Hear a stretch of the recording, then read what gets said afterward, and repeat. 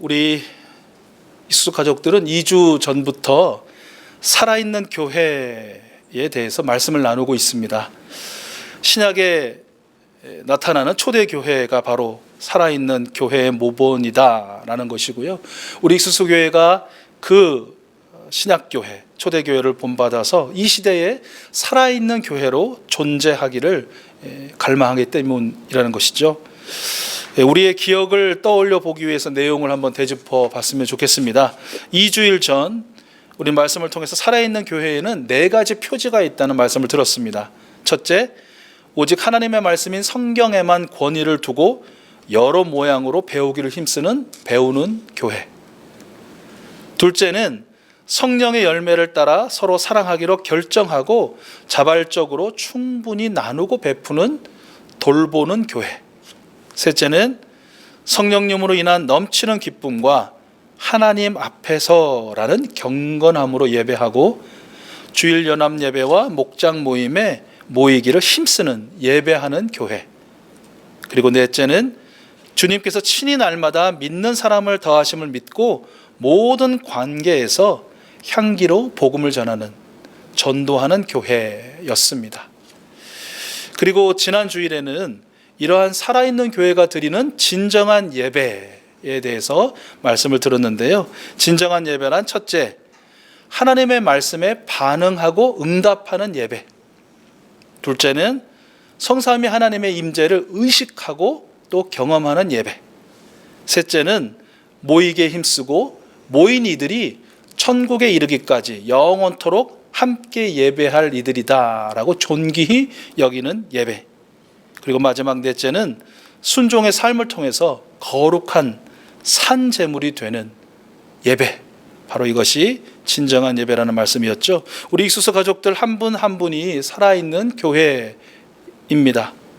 그리고 진정으로 예배하는 예배자이신 줄로 믿습니다. 우리 하나님께서 그러한 여러분들 한 분 한 분과 우리 교회 공동체를 더욱 사랑하시고 축복해 주실 줄로 믿습니다.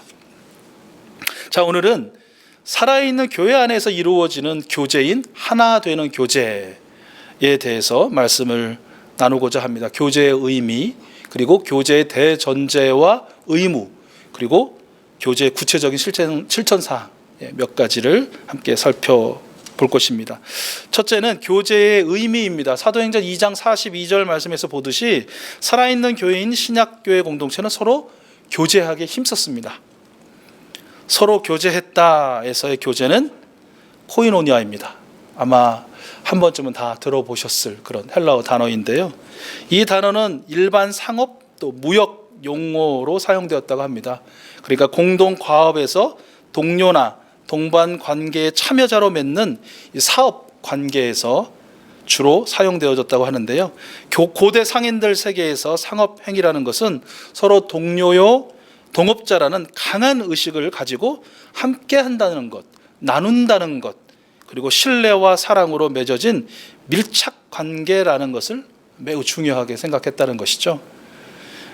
1세기 당시 헬라 문화권에서 코이노니아란 가장 친밀하고 가장 인간적인 결속, 가장 친밀하고 가장 인간적인 결속이라는 그런 의미로 사용되어졌다는 것이죠.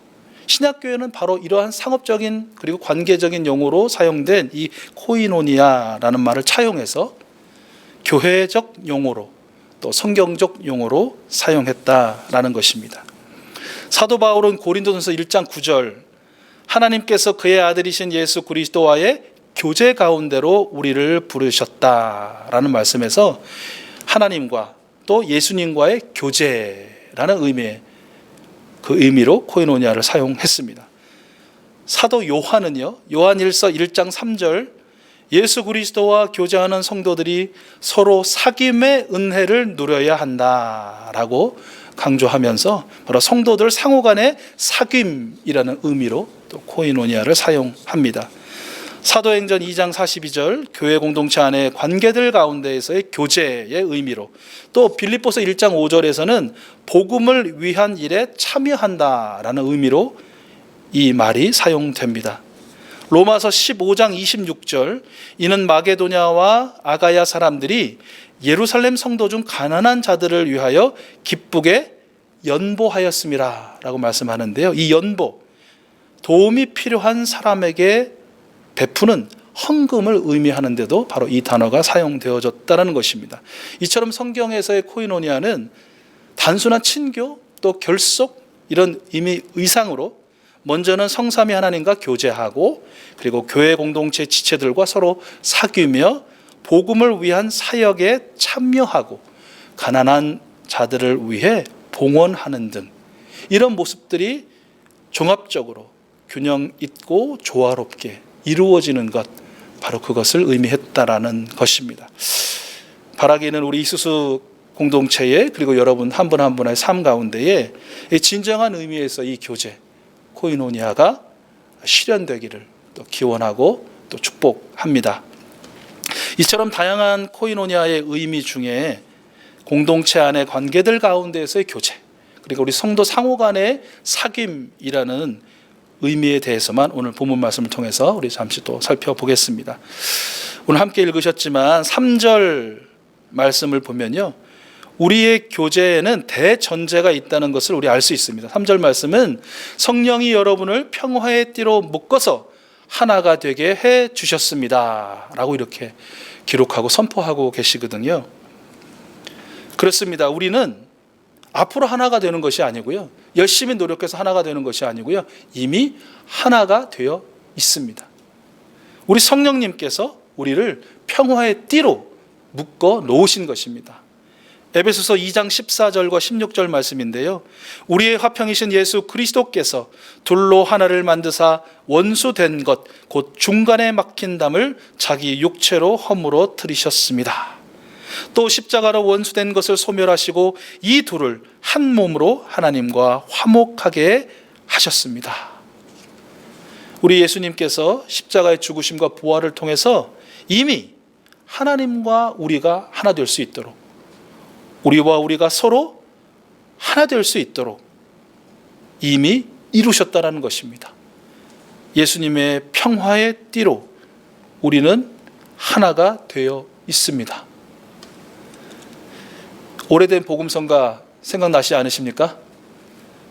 가사는 이렇죠. 우리는 사랑의 띠로 하나가 되었습니다. 하나님을 사랑하고 예수님의 사랑을 널리 전하세라는 그런 복음성가입니다. 아마 교회 학교에서도 많이 불러보셨을 것 같은데요, 기억이 나신다면 함께 불러보실 수 있었으면 좋겠는데, 우리는 사랑의 띠로 하나가 되었습니다 그랬는데 이 사랑 대신 평화라는 말을 집어넣어서 우리는 평화의 띠로 하나가 되었습니다. 하나님을 사랑하고 예수님의 사랑을 널리 전하세. 한번 불러보도록 하겠습니다. 무반주입니다. 있는 자리에서 같이 불러주시죠. 우리는 평화의 띠로 하나가 되었습니다. 하나님을 사랑하고 예수님의 사랑을 널리 다시 한번요. 우리는 평화의 띠로, 우리는 평화의 띠로 하나가 되었습니다. 하나님을 사랑하고 예수님의 사랑을 널리 전하세. 그렇습니다. 우리는 하나가 되기 위해 교제하는 것이 아닙니다. 이미 예수 그리스도의 평화 안에서 성령님께서 우리를 하나 되게 하셨기 때문입니다. 우리는 한 분이신 그리스도를 믿고 한 분이신 성령님을 믿고 한 분이신 하나님을 믿습니다. 우리의 믿음도 우리의 세례도 우리의 소망도 예수 그리스도 안에서 하나이고 같은 것임을 확신합니다. 수십 갈래 수만 갈래로 나눠지고 갈라져 있는 것처럼 보이나 또 실제로 다양하고 다른 것들이 많은 것이 사실이나, 그럼에도 불구하고 우리의 인간적인 다름이 우리 공동체의 문제가 되지 않을 것은 성령님께서 예수 그리스도의 평화의 띠로 묶어서 이미 우리를, 우리 가족을, 우리 교회 공동체를, 이 사회를, 온 생명 공동체를 하나 되게 해 주셨기 때문이라는 것입니다. 이것을 잊지 말아야 할 것입니다. 우리는 믿음에 있어서, 소망에 있어서, 사랑에 있어서 성삼위 하나님 안에서 이미 하나이다. 늘 기억하시고 되뇌이시고 또한 선포하실 수 있는 우리 익수수 가족들이 되었으면 좋겠습니다. 그런데 3절 하반절 말씀을 보면 이미 하나 되게 하신 우리에게 주어진 의무가 있다라는 것입니다. 다시 한번 3절 말씀을 봉독해 드리면요, 성령이 여러분을 평화의 띠로 묶어서 하나가 되게 해 주신 것을 힘써 지키십시오. 힘써 지키십시오.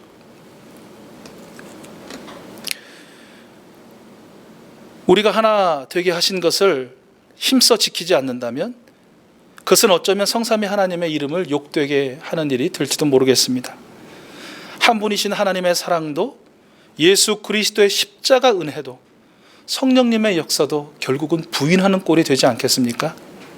여러분, 성령님께서 예수 그리스도의 평화의 띠로 묶어서 하나 되게 하신 교회 공동체, 가정 공동체, 나아가 사회 공동체의 하나됨을 지키기 위해 힘쓰고 애쓰는 우리 모두가 되었으면 좋겠습니다.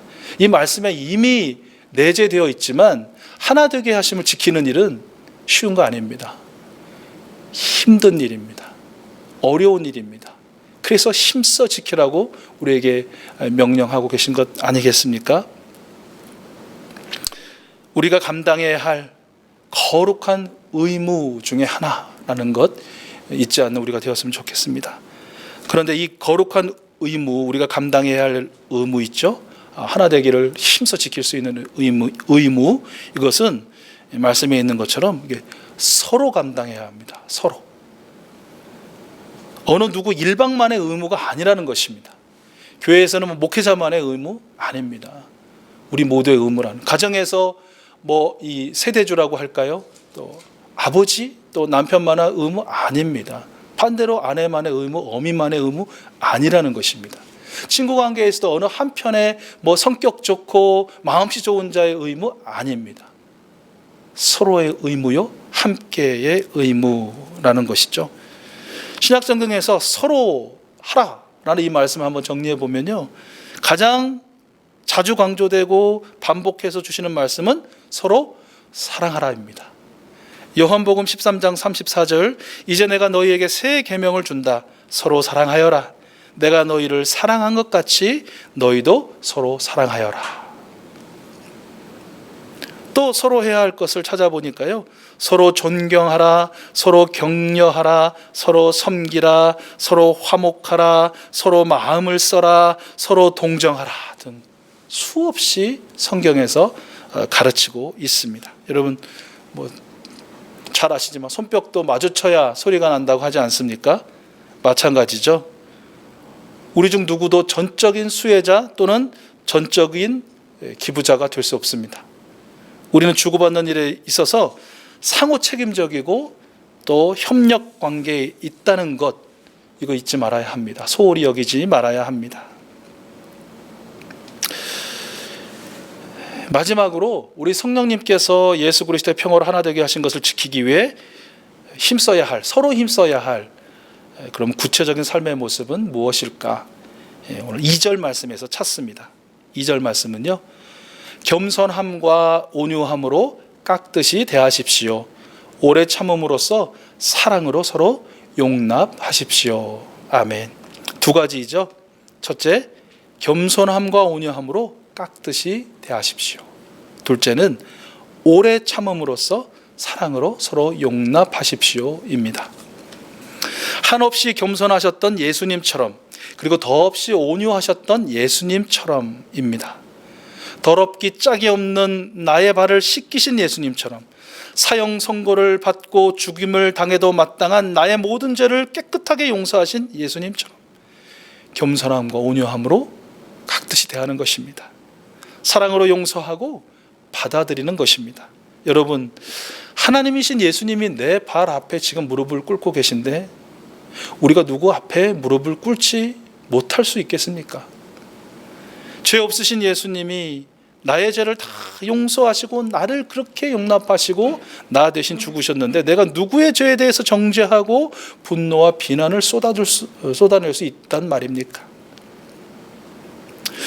서로의 발을 씻겨주지 않고 먼저 내 발을 씻으라, 또는 씻겨 주었으면 할 때에, 또 서로의 잘못에 오래 참고 사랑으로 용납하는 대신 참지 못하고 화를 내고 비난할 때에 성령님께서 이미 하나 되게 하신 바로 그것을 부인하고 끊어버리는, 그렇다고 해서 끊어지지는 않겠지만 끊어버리려 하는 그런 시도가 바로 죄가 된다는 것, 우리는 기억해야 할 것입니다. 그러므로 우리는 서로에게 더욱 깍듯하게 좀 대했으면 좋겠습니다. 여러분, 깍듯하게 대한다고 해서 뭐 그리 대단한 일이겠습니까? 어찌 보면 사소한 것들이죠. 그 사소한 것들이 모이고 쌓여서 깍듯한 것이 되는 것이다 라고 저는 그렇게 생각합니다. 저는 개인적으로 신학교 때 한 교수님의 가르침 중에 한 가지는 정말 지키려고 노력하고 있습니다. 그것은 목사랍시고 교회 예배 다 끝나고 식사할 때 어르신들 앞에서 밥을 받지 말라, 식판 들이미지 말라, 그런 말씀이었습니다. 당신이 은퇴하시면 교회마다 돌아다니면서 성도들 앞에 식판 들고 있는 제자 목사 내가 콱 잡아서 혼내줄 거다라고 그렇게 소위 진반 농반 말씀을 하셨는데요. 저는 그 말씀을 아주 작은 일이라도 느껴지고, 아주 사소한 일이라고 느껴지고, 아주 당연한 일이라고 느껴지는 것에서부터 겸손하라, 온유해라 라는 그런 뜻이라고 이해하고 받아들였습니다. 여러분, 제가 우리 교회에 와서 이제 몇 년 지났는데 아시죠? 제가 제일 늦게 식판 받는 이유가 바로 그 교수님의 가르침을 실천해 보려고 계속해서, 이것은 뭐 단순히 몇 년이 아니고 사실은 교육을 하면서 지금까지 지켜오는 것입니다. 이게 뭐 대단한 일입니까? 아무것도 아니죠. 사소한 일이라고도 할 수 있습니다. 그러나 이런 것들이 모이고 쌓이면 깍듯한 것이 되지 않을까라는 것입니다. 여러분, 어르신들이요, 저 친구 참 깍듯해 라고 이렇게 말씀하실 때 다른 거 없습니다. 그 어르신을 뵐 때마다 안녕하세요 라고 정중히 인사드리고 건강은 어떠세요 라고 이 한마디 묻는 것, 이거 하나입니다. 뭐 대단한 이유가 있는 건 아닙니다. 아시죠? 인사 잘하면 떡을 얻어 먹습니다. 또 반대로 젊은 분들이요, 저 어르신 정말 좋은 분이야 라고 말할 때 뭐 그렇게 대단한 것 아닙니다. 그저 그 젊은이 만날 때 참 예쁘네, 참 멋진데 고생이 많지, 이 한마디면 충분하다는 것입니다.